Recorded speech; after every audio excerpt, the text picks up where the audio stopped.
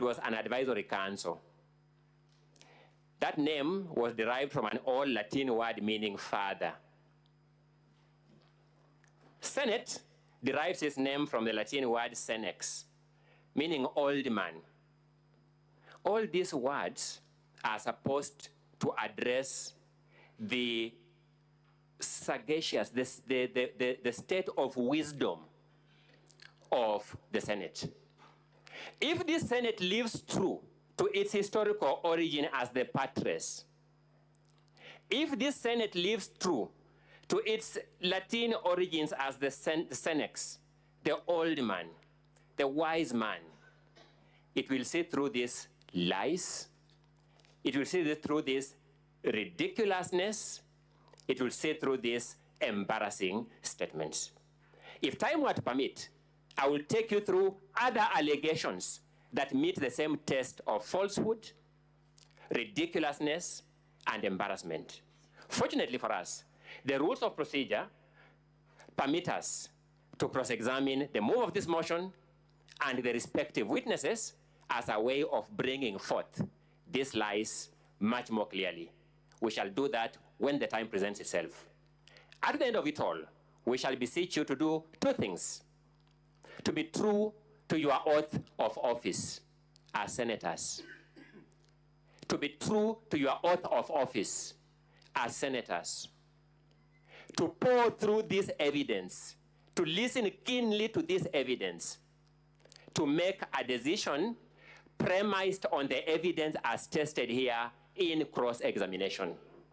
And if you do that, we have no doubt in our mind, you will reach the same conclusion that what has been presented before you as a most consequential motion, perhaps in our lifetime, is false, is ridiculous, is embarrassing. I rest the governor's opening statement. That is the Deputy President Council. It's not the governor. My apologies, Mr. Speaker. I have been here multiple times on governors, and I think that is what was reigning in my mind. I rest the Deputy President's opening statement. My apologies for that. Very well. Now, honorable senators will now move to hear the case of the National Assembly. Now, the National Assembly has 3 hours to present its case, meaning all the witnesses, evidence in chief, cross-examination will be given 2 hours. The legal team for the Deputy President, you'll have 2 hours to cross-examine the witnesses as presented by the National Assembly. Clerk, you may now usher in the first witness of the National Assembly.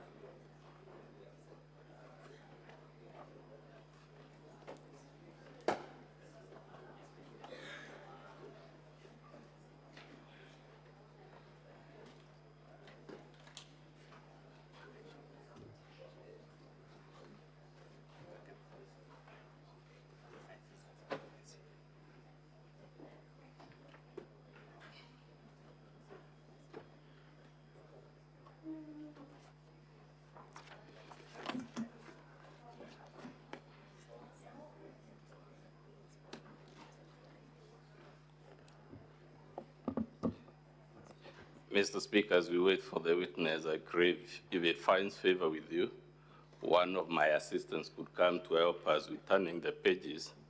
I reckon that way we would move much faster. Is Scott Boniface Mawira? He should be perhaps in the gallery. That's a valid request. You may proceed.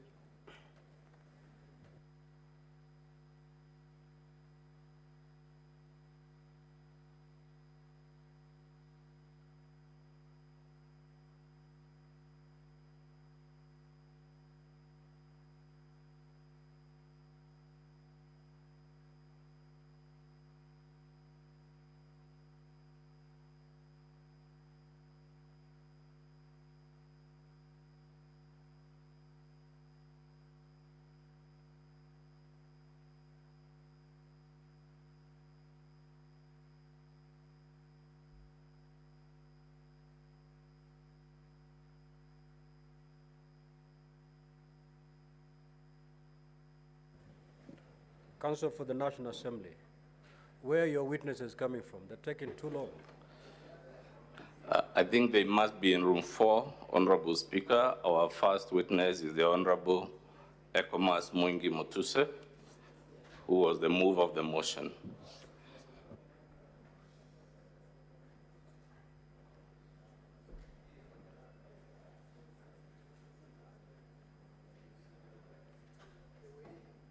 Are you sure he's not deserted you?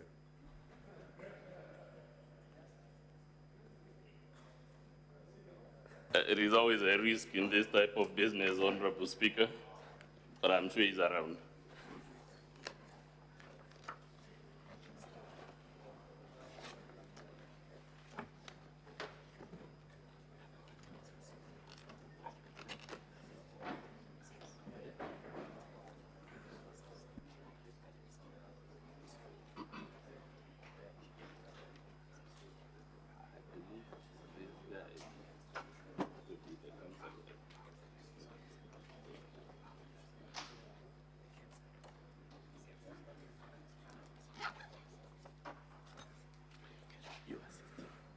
So, Counsel, before you proceed, you first introduce yourself and the team. Yes, for the record, Honorable Speaker, my name is Mudhomi Viankolu. I'll be doing the exam in chief on behalf of the National Assembly. I shall be assisted in that enterprise by my learned friend, Mr. Peter Manyonge Wanyama. I will cover grounds 1, 5, 6, and 7, and my learned friend will lead the witness in respect of the other grounds in the motion.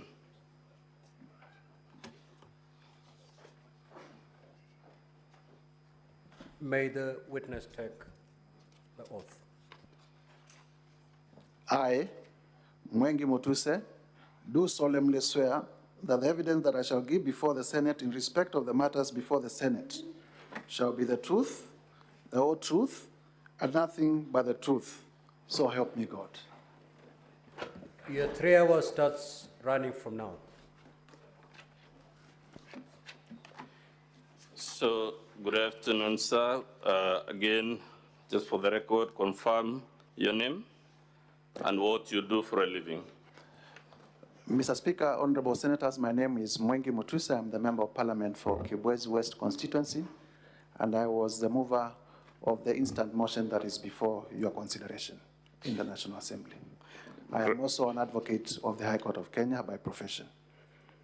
So, great. Let's go straight to the motion due to the constraints of time.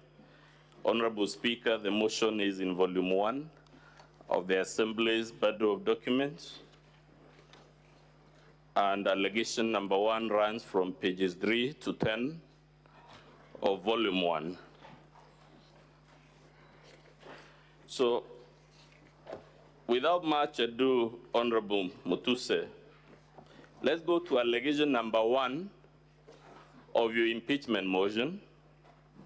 Can you tell the Senate in very condensed summary what is the grievance you have raised against His Excellency the Deputy President? Honorable Speaker, honorable senators, on our ground 1 allegation against the Deputy President is that he has violated various articles of the Constitution that we have listed, being Article 10.2a, 10.2b, Article and C, Article 27, Article 73.1a, Article 732b, 75.1c, Article 129, as well as Article 147.1 as read together with Article 131.2c and b. And basically, what we are saying is that the Deputy President in the last 2 years has been in various places within the Republic of Kenya and has been publicizing a notion that Kenya is a company that is owned by shareholders, and only those who have shares in the company called Kenya, according to him, will benefit in terms of development and service delivery from the Republic. And it is our contention that Kenya is not a company. Kenya is a republic that is supposed to serve all Kenyans. And the particular articles of the Constitution that we have cited because of time also speak to the functions of the Deputy President being able to promote national unity, and the country, citizens of Kenya being able to receive services and development from the government, including appointments, without discrimination. So that is in short. Let's quickly go through some of those provisions. If you could be shown the preamble to our Constitution, what does the third paragraph say? Mr. Speaker, honorable senators, the preamble to our Constitution, and I read the third paragraph: proud of our ethnic, cultural, and religious diversity. Underline ethnic, cultural, and religious diversity, and determined to live in peace and unity as one indivisible sovereign nation. One indivisible sovereign nation. We'll come to the evidence you have adduced to support this shortly, but are the utterances you complain about consistent with that constitutional provision? Definitely not at all. Let's go quickly to Article 10. What does it say? Article 10(1). The national values and principles of governance in this article bind all state organs, state officers, public officers, and all persons whenever any of them A, applies or interprets this Constitution, B, enacts, applies, or interprets any law, or C, makes or implements public policy decisions. But, honorable member, someone would say these are just utterances and we surely can't remove a deputy president from office because he has a loose tongue or something like that. What is the problem with these utterances in the context of our history as the Republic of Kenya? Number one, the constitutional context is that they bind all state officers and the deputy president is a state officer. So there are no two ways. You cannot choose the laws to obey and which not to obey. But number two, we have also had an history in our country. All of us would remember that we had clashes in Likoni in 1992 where populations were displaced. We had problems in Molo, every other cycle of election cycle, 1992, 1997. Even most recently, the country almost torn apart during the post-election violence of 2007 and 2008. There are examples within the region. Rwanda, Burundi is still struggling. As we speak today, Congo is fighting. Across the globe, Yugoslavia, there has been problems, Bosnia, all these countries. And they all began from utterances of this nature. So is it your testimony, therefore, that utterances of the type we're about to see are a threat to the very existence of Kenya? Indeed, that is my testimony. Is our lived history consistent with the submission that those are not utterances that should emanate from the Deputy President of the Republic? Not just the Deputy President of the Republic, but not from any citizen of the Republic. But Honorable Mutuse, have you placed any evidence? You say the Deputy President has been doing this for 2 years. Have you placed any material to prove this allegation? Yes. We have placed videos, evidence in the form of videos that have been recorded in meetings where the Deputy President has been attending, being video 1, video 2, video 3, video 4, video 8, and video 11, which contain utterances of the Deputy President in that regard. Mr. Speaker, I request we play video number 1 from the National Assembly set of videos.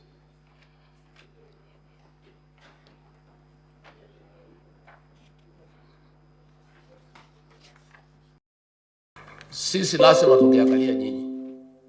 Hii serikali ni kampuni na ni ya shares. Si ndio? Ni ya shares. Kuna wenye kampuni, wale wako na shares mingi, kuna wale wako na chache, kuna wale hawana. Sasa nyinyi mliinvest kwa hii kampuni ya William Ruto na Rigathi Gachagua. Sasa lazima mvune. Yule ambaye alipanda atafanya nini? Simulipanda? Simuliamuka mapema? Mukasema mutaki kusikia mambo ya ile system na nini?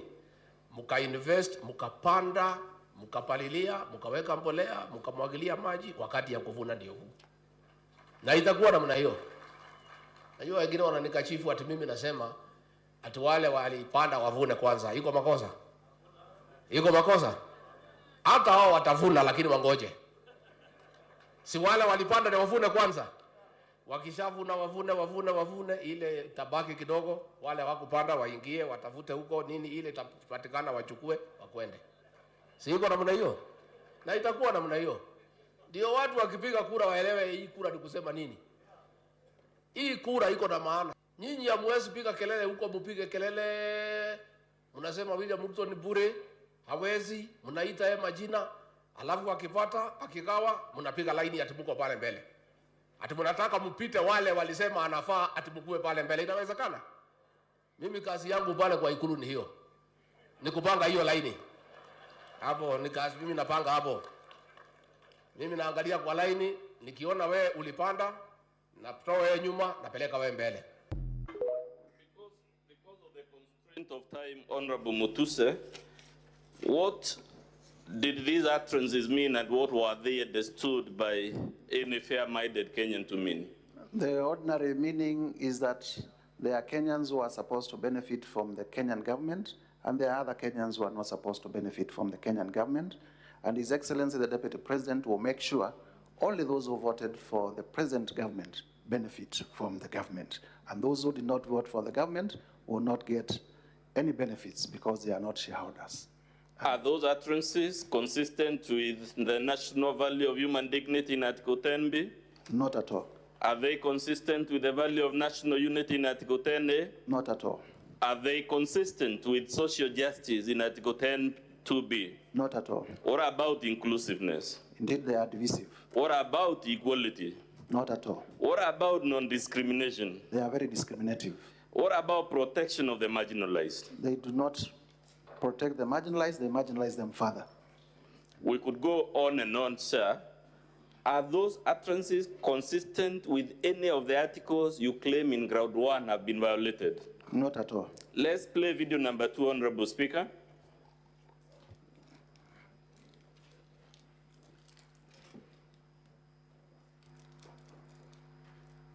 President Rigathi Gachagua again brought up the political shareholding narrative, saying the Kenya Kwanza administration will prioritize Kenyans who voted for it in the distribution of government employment slots and development projects.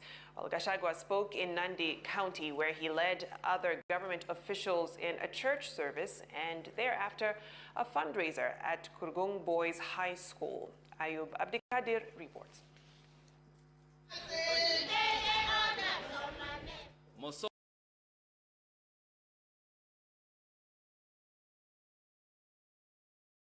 Offered Gachagua a platform to amplify his narrative about the government being a shareholding entity that apparently belongs to those who voted for it, calling on the people of Nandi County to remain patient as the state works on development projects and employment opportunities that would prioritize Kenya Kwanza supporters. Rais ako pale. Niko hapo. Huyu Felix ako hapo. Rais mnamjua. Mimi mnanijua msimamo yangu. Ya kwamba watoto wakiwa wengi kuna kwanza ya kuangaliwa. Sasa huyu Felix ako pale ndio mwenye kuunganisha mawaya. Mambo yetu tumepanga. His remarks, similar to the last time he sparked public debate by hinting at preferential treatment for Kenyans who voted for the government. Mambo iko sawa. Chakula iko jikoni, karibu kuiva. Watoto ni wengi, chakula ni kidogo. Iko watoto ya nyumbani, iko wajirani. Namna hiyo na nyinyi mtulie. Chakula ikiiva, sisi ndio wenye kupakua. Na watoto tunawajua kwa sura na kwa msimamo. Hatuwezi kuwa confused. Kuna mtu wajua watoto yake. The deputy president who led other Kenya Kwanza leaders for a church service and thereafter a fundraiser at Kurgung Boys High School also outlined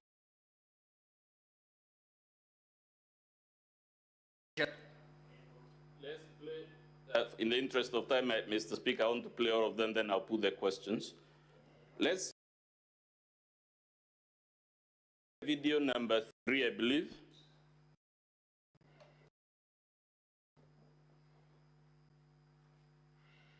Gachagua says he has no apologies to make over his shareholders' narratives, saying those who vote government should reap big from the government. Well, Gachagua, who was speaking in Nandi County, where he led a fundraiser towards the construction of the ACK Plaza in Kapsabet town, also dismissed claims that there are differences between himself and President William Ruto. Martin Munene has the details. Deputy President Rigathi Gachagua was in President William Ruto's Rift Valley backyard on Sunday, where he presided over a fundraiser in aid of Kapsabet ACK Church.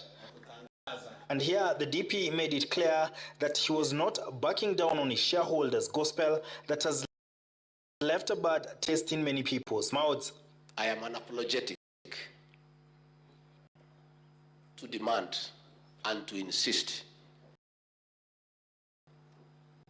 that those who believed in William Ruto and supported him to a man have every right to benefit immensely from his government. I have no apology.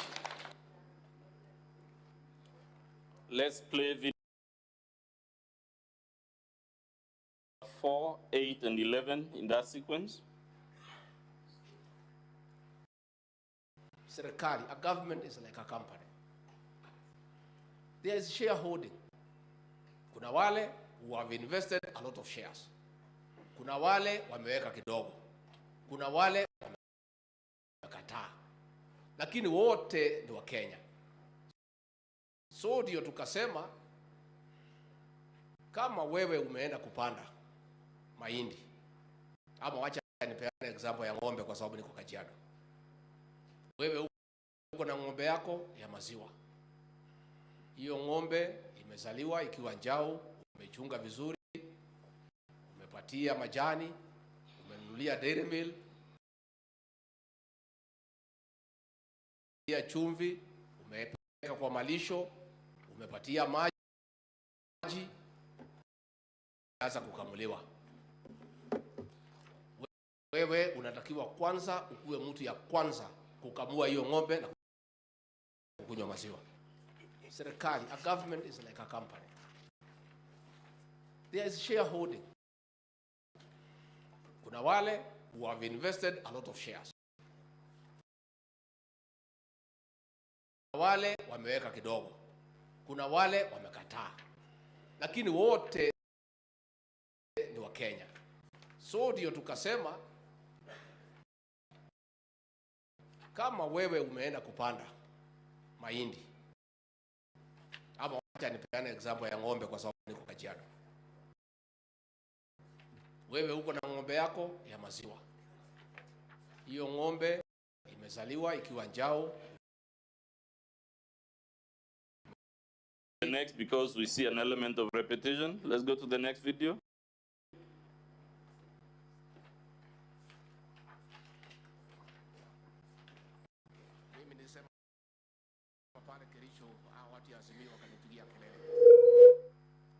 Nikasema Kenya hii kila mtu afanyiwe kazi, kwa sababu kila mtu analipa kodi, na hao wabunge wakiongozwa na Kimani Ichung'wah wale mbunge wagawe pesa kwa kila mtu Kenya, na hivyo ndivyo inaendelea.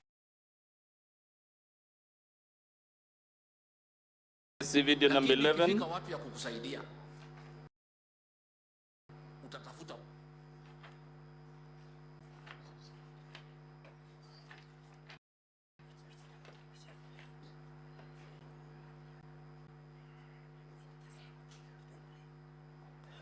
The good people of Homa Bay, that I am going to work with your leaders, the ones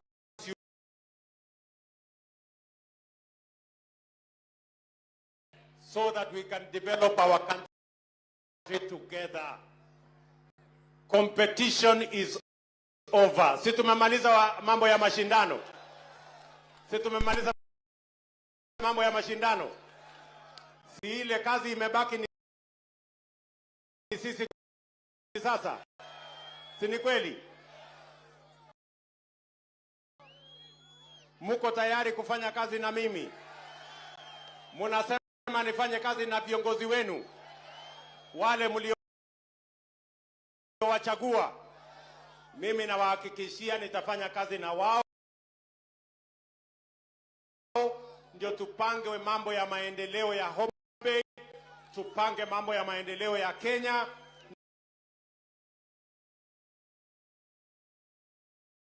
taifa letu mbele, tuondoe umaskini, tupange ajira ya hawa vijana, tupunguze gharama ya chakula na tupange mambo ya maendeleo ya Kenya, tutengeneze nchi ambayo kila Mkenya anajivunia kuwa Mkenya. So, Mutuse, you know we could play these videos on and on. Unfortunately, time is not with us. But please confirm that you have presented before Senate utterances made by the Deputy President on this theme in Kitui. Is that correct? That is correct. In Nandi, is that correct? That is correct. In Kericho, is that correct? That is correct. In Kajiado? That is correct. Please confirm it is in public domain. These utterances have been made in very many other places. These were just illustrations. Indeed, I suspect they have been made even in the counties represented by the senators seated here. Have these been isolated aberrations, or has it been a consistent campaign and mantra by the Deputy President across the Republic? It has been consistent, and as the Deputy President says, unapologetic. But you also played for us a video where the President is speaking. How does it compare with the utterances and the campaign by his deputy? The President is preaching national unity, and I believe that is a function assigned to the President under Article 131 of the Constitution, to be a symbol of national unity.